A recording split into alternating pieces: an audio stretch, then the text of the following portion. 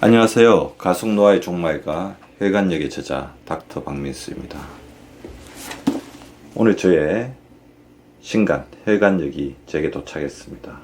저는 이 혈관역을 집필하게 된 계기가 된 이야기를 오늘 전해드리려고 하겠습니다. 많은 분들이 이 중요한 사실, 어떻게 보면 사소할 수도 있지만 당연한 사실을 깨닫지 못해서 큰 화를 초래하는 경우가 너무도 많습니다. 오늘 제가 드리는 말씀은 단순한 의학 정보도 아니고 참고로 들을 만한 건강상식도 아닙니다. 바로 여러분의 생명을 지키기 위한 굉장히 중요한 마지막 경고일 수도 있다는 메시지 반드시 명심해 주십시오. 혈관이 터지기 전에, 막히기 전에 우리 몸은 반드시 신호를 보냅니다. 다만 문제는 우리가 그 신호를 느끼지 못하거나 해서 외면하고 있다는 점입니다. 혈관은 한순간에 무너지지 않습니다. 마치 오래된 수로관처럼 서서히 사가고 조용히 막혀갑니다. 그리고 어느 날 아무런 예고 없이 심장을 멈추게 만들거나 내로 가는 혈류를 끊어 놓습니다. 하지만 그 재앙은 결코 갑작스러운 것이 아닙니다. 그 이전에 우리의 몸은 분명히 여러 차례 다양한 방식으로 신호를 보내고 있었으니까요. 가장 먼저 나타나는 것은 아주 사소한 변화들입니다. 손끝과 발끝이 유난히 차고 가끔 저린 느낌이 들거나 잠자리에서 다리가 쥐가 나서 일어나는 일이 반복되기도 합니다. 이런 증상은 대개 말초혈관의 순환이 원활하지 않을 때 나타나는 것으로 혈관벽에 생긴 미세한 염증이나 초기의 혈관 수축으로 인해 혈액이 말단까지 도달하고 있지 못하다는 의미입니다. 이 단계에서 많은 분들이 자세가 좋지 않았어, 운동을 하지 않았어, 생기는 가벼운 문제로 치부하고 넘어갑니다. 오랜 시간 책상 앞에 앉아 컴퓨터를 사용하거나 스마트폰을 오래 보는 생활이 혈액순환을 방해하는 것은 사실입니다.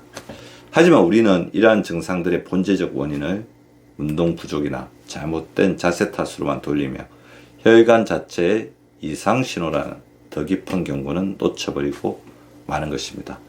조금 더 진행되면 신호는 더 분명해지죠. 이유 없는 편두통이 잦아지고 아침에 일어나면 머리가 띵하거나 눈앞이 흐릿해지는 순간이 늘어납니다. 어지럼증이 문득 찾아오고 전에는 없던 멍한 상태가 일상처럼 따라다닙니다. 이때는 뇌와 안구를 포함한 미세혈관의 순환장애가 시작된 것으로 뇌 혈류의 불균형이 이미 뚜렷해지고 있다는 뜻입니다. 심지어는 눈의 망막에 산소와 영양이 제대로 공급되지 않아 시야가 흐려지는 경우도 있습니다. 그러나 중장년층의 많은 분들이 이미 만성적인 스트레스성 두통을 가지고 있죠. 평생을 업무와 스트레스 속에 살아온 사람들에게 두통은 너무나 익숙한 일상입니다. 이러한 만성 스트레스성 두통이 혈관에 심각한 이상 신호를 은폐시켜 우리는 문제의 심각성을 파악하지 못하고 계속 미뤄버리는 거죠. 여기서 더 나아가면 신호는 명백한 경고로 바뀝니다.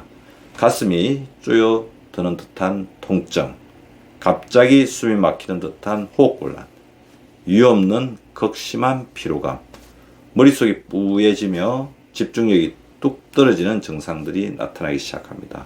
이 단계에 이르면 혈관이 이미 상당히 좁아졌거나 부분적으로 막히기 시작한 상태입니다. 특히 심장으로 가는 간상동맥이 좁아지게 되면 심장 근육이 허혈 상태에 빠지고 이는 곧 협신증이나 심근경색으로 이어질 수 있습니다. 이때 많은 분들이 운동 부족이나 나이가 들면서 나타나는 일반적인 심폐기능 저하로만 여기고 간과해버립니다. 특히 중장년층에서는 가벼운 계란 오르기만으로도 숨이 차는 현상을 당연한 노화 현상으로 생각하기가 쉽습니다. 또한 위식도 역류 같은 소화기 질환까지 겹치면 가슴 부위의 통증이나 불편감을 심장의 이상 신호가 아닌 위장관 문제로만 여기며 위험한 사항을 인지하지 못하게 됩니다. 왜 우리는 이렇게 심각한 신호들을 알아채지 못할까요?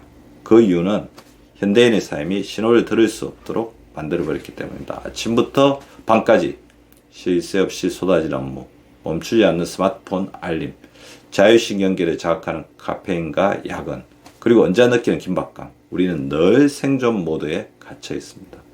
이 생존 모드는 몸이 보내는 신호를 억제해버립니다. 덜 중요한 것으로 분류해버린다는 거죠. 눈앞의 위기를 먼저 처리해야 한다는 잘못된 본능 속에서 진짜 위기는 점점 더 깊숙이 숨어 버리게 됩니다. 게다가 만성적인 스트레스는 코티졸이라는 호르몬을 끝없이 분비하게 만듭니다. 이 코티졸은 혈관 내피세포의 기능을 떨어뜨리고 혈관벽에 미세한 손상을 누적시킵니다. 염증은 더 쉽게 생기고 혈관은 점점 더 좁아지고 탄력을 잃습니다. 결국 이 모든 것들이 합쳐져 조용한 혈관 노화를 가속화시키는 것입니다. 더 무서운 사실은 우리가 이미 이 상태에 익숙해졌다는 점입니다. 두통은 흔한 일상이고 피곤함은 늘 그래왔고 집중력 저하는 나이 탓으로 넘기게 됩니다. 이렇게 무심코 흘려보낸 증상들은 어느 날 갑작스런 심장마비, 뇌졸중 또는 말초혈관 폐색 같은 치명적인 결과로 되돌아옵니다. 여러분, 지금 몸이 보내는 신호에 귀를 기울이십시오. 사소하다고 느껴졌던 증상이 사실은 몸이 보낸 구조 신호일 수 있습니다. 혈관이 보내는 신호는 결코 허상이 아닙니다. 지금 바로 되돌릴 수 있는 마지막 순간일 수 있습니다. 몸은 언제나 답을 알고 있습니다. 문제는 우리가 듣지 않고 있을 뿐입니다. 지금부터라도 몸의 속삭임을 무시하지 마십시오. 그것이 생명을 지키는 가장 확실한 길입니다. 지금까지 혈관역의 저자 닥터 박민수였습니다. 감사합니다.